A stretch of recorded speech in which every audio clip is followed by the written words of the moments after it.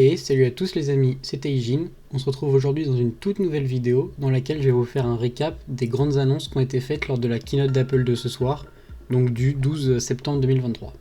Lors de cette soirée, Tim Cook a fait 4 grandes annonces qui ont toutes été assez intéressantes. Pour commencer, on a eu le droit à l'annonce de l'Apple Watch série 9. Cette nouvelle Apple Watch série 9, elle aura le droit à de meilleures performances grâce à leur nouvelle puce, la S9. En gros, cette nouvelle puce, elle rend cette Apple Watch 60% plus rapide que la série précédente, qui était la série 8. Elle pourra également effectuer les tâches 2 fois plus rapidement qu'auparavant. Malgré son écran de 2000 nits toujours allumé, cette série 9 offrirait une autonomie de 18 heures, ce qui est largement suffisant pour couvrir une journée entière. Donc quelles sont vraiment les nouveautés qui vont être apportées par cette nouvelle série ? Tout d'abord, au niveau de Siri, les requêtes pourront directement être traitées sur l'appareil sans avoir besoin de regarder les résultats qu'on a obtenus sur son iPhone. On a également le Name Drop qui autrefois était disponible que sur les iPhones grâce à iOS 17 qui va maintenant être disponible sur ces nouvelles Apple Watch. On pourra également localiser son iPhone à distance grâce à son Apple Watch avec des signaux sonores qui pourront nous guider quand on est plus ou moins loin de son iPhone qu'on cherche. Mais la grande nouveauté de cette série 9, c'est l'ajout d'un tout nouveau geste. En effet, on sait qu'Apple avait introduit des gestes avec les Apple Watch, comme par exemple le clic, le double clic, le slide ou même le mouvement du poignet pour allumer sa montre lorsqu'on veut regarder l'heure par exemple ou un message. Lors de cette keynote, Apple a introduit un nouveau mouvement, le double tap. Ce mouvement il nous permet de pouvoir effectuer de nombreuses actions en ayant nos mains occupées. En fait, il nous suffit simplement de double taper des doigts et ce geste nous permet de par exemple répondre à un appel ou raccrocher, mettre en pause de la musique ou même arrêter un timer sans même avoir à toucher l'écran.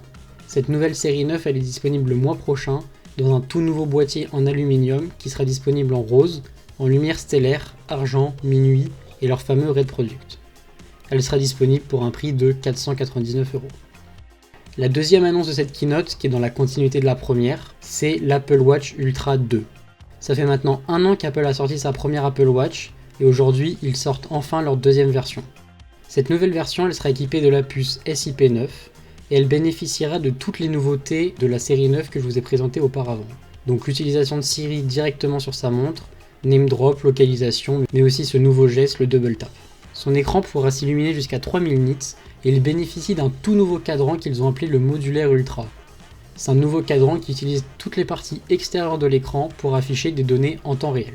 Le Night Mode qui est également présent, il utilise maintenant un capteur de luminosité ambiante afin de s'activer automatiquement dans la pénombre ou de se désactiver en pleine lumière. Sur cette deuxième version, Apple a rajouté des fonctionnalités liées au sport, le vélo et la plongée. Cette Apple Watch Ultra aura la possibilité d'utiliser le Bluetooth afin de se connecter à vos accessoires de vélo pour afficher des données en temps réel. En fait, elle pourra récupérer toutes les données qui vont être transmises grâce à vos accessoires de vélo. Si par contre vous faites de la plongée, vous pourrez également enregistrer chacune de vos sessions avec un grand nombre de données précises. Cette Apple Watch Ultra deuxième génération, elle possède une autonomie de 36 heures en utilisation normale et 72 heures en mode économie d'énergie. Elle sera disponible le 22 septembre pour un prix de 899 €, ce qui est un prix assez conséquent, mais de toute façon on sait que cette montre elle a été créée pour vraiment les personnes, les grands sportifs qui sont dans des conditions assez extrêmes. Une fois la présentation de cette nouvelle montre finie, Tim Cook a annoncé ce qu'on attendait tous, les nouveaux iPhone 15. Comme le veut la coutume, les nouveaux iPhone 15 disposeront de l'Access Bionic ainsi que du Dynamic Island qui n'était auparavant disponible que sur les modèles Pro de la gamme 14. Cet iPhone 15 est doté d'un écran Super Retina XDR display OLED avec des bordures plus fines qu'auparavant. Ouais, ça fait beaucoup de mots, mais en gros, c'est un écran de vraiment bonne qualité. Sa luminosité, elle pourra aller jusqu'à 2000 nits dans les endroits où le soleil sera le plus lumineux.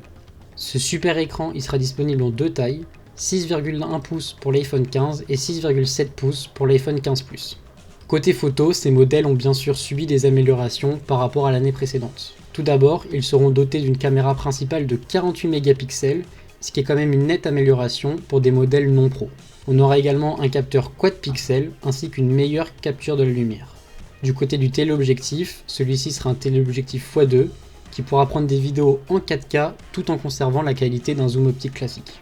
Pour les portraits, Apple a introduit ce qu'ils appellent la nouvelle génération de portraits. C'est en fait une technologie qui vous permet de ne plus avoir besoin de penser à passer en mode portrait dès que vous en avez besoin, puisque derrière le logiciel il détecte automatiquement la présence ou non d'une personne sur la photo et donc adapte le mode. Et même une fois que la photo est prise, on aura également la possibilité de la retoucher en changeant le focus de la personne sans la moindre difficulté.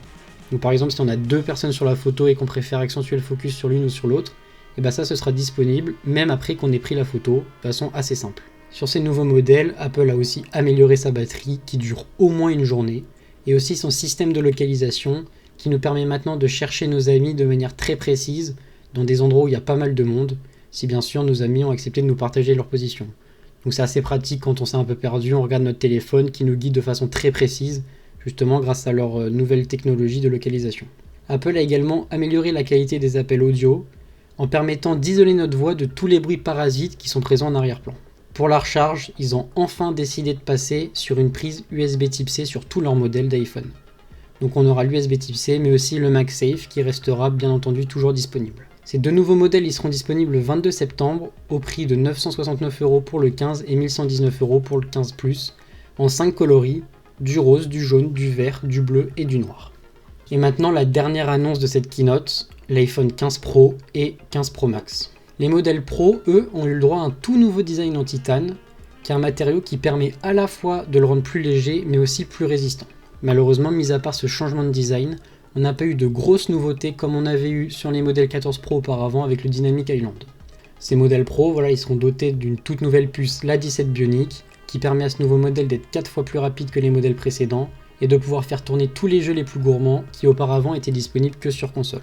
L'iPhone 15 Pro a bien entendu droit lui aussi au port USB Type C qui est disponible en USB 3 qui en fait est 2 fois plus rapide que l'USB 2, donc ce qui est assez pratique quand on veut faire un transfert de fichiers, par exemple de notre iPhone à notre ordinateur. Pour la photo, ce nouveau modèle Pro a eu le droit bien sûr à des améliorations.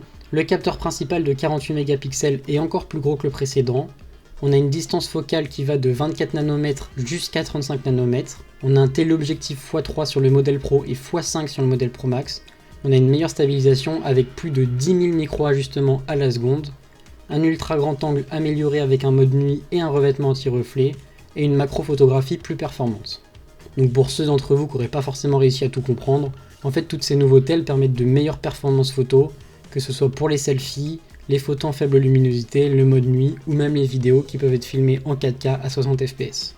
Ces vidéos d'ailleurs elles pourront également être filmées en vidéo spatiale, donc en fait c'est une vidéo en 3D qui permet par la suite d'être visionnée sur l'Apple Vision Pro. Donc voilà, là je vous ai fait la liste de toutes les petites nouveautés qu'il y avait sur ces modèles 15 Pro, mais Apple nous a quand même sorti une nouvelle fonctionnalité un peu plus importante. On le sait tous, depuis leur sortie, les iPhones sont dotés d'un petit commutateur sur le côté qui permet de changer l'iPhone soit en mode sonnerie, soit en mode silencieux. Et bah sur cette nouvelle gamme d'iPhone, Apple ils ont décidé de retirer ce commutateur pour en faire un Action Button. En fait c'est un bouton où on peut personnaliser l'effet. C'est-à-dire qu'on peut très bien laisser la fonctionnalité principale qui est de mettre le téléphone en mode sonnerie, mais on peut aussi décider que lorsqu'on appuie sur ce bouton, on veut ouvrir une certaine application ou lancer un certain raccourci. C'est à nous de décider ce qu'on en fait. Ça c'était la nouveauté de ces nouveaux iPhone 15 Pro. Ces nouveaux modèles ils seront donc disponibles en 4 couleurs, titane noir, titane blanc, titane bleu et titane naturel. Le 15 Pro il sera disponible à partir de 1229 € avec un stockage minimal de 128 Go, et le 15 Pro Max il sera disponible à partir de 1479 € avec un stockage minimal de 256 Go. Voilà, c'est la fin de cette vidéo, j'espère qu'elle vous a plu et que ça a été assez clair. Si jamais vous avez des questions, n'hésitez pas à la poser dans les commentaires, je vous répondrai à tout le monde, il n'y a pas de souci. Sur ce, n'hésitez pas à vous abonner, à laisser un petit like. Je vous dis à plus les amis, c'était Taijin, bye bye.